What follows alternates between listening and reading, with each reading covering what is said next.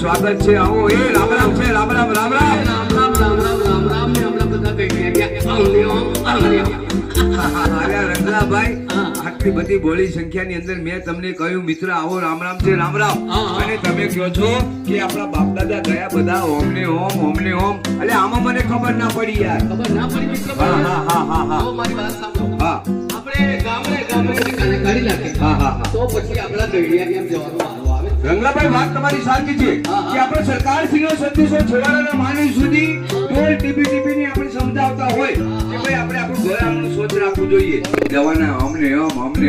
રંગલાભાઈ વાત તમારી સાચી છે પણ સ્વચ્છતા કેવી રીતે રાખવાની ખબર છે જો તમારાથી કે મારાથી બનશે નહીં એક હાથે તાલી પડે ના પડે બરોબર છે ને એટલે આપણે બધા કામ કરવું બધા તમે સ્વચ્છતા ના રાખો ખુલ્લામાં જ્યાં ત્યાં ગંદકી કરો ત્યારે આવી ગામમાં મોટી મોટી બીમારીઓ બધી ઊભી થાય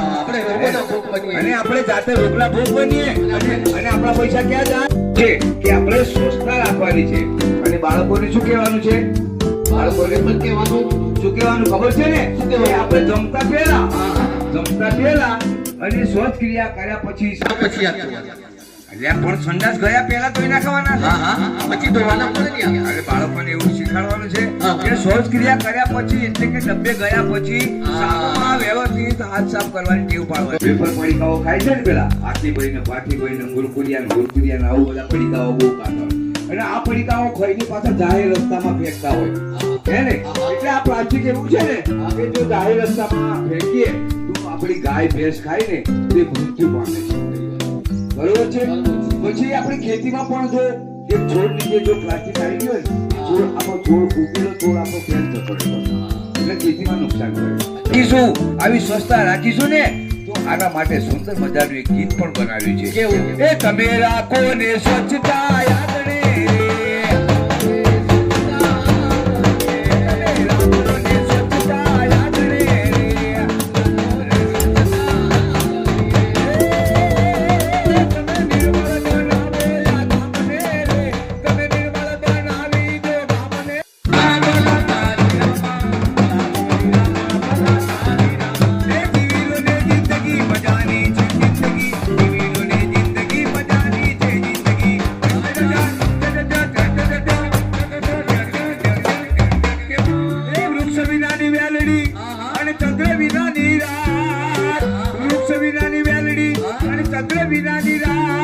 આપણી સ્વચ્છતા વગરની જિંદગી એ થઈ જશે બરબાદ ભાઈ ભાઈ લો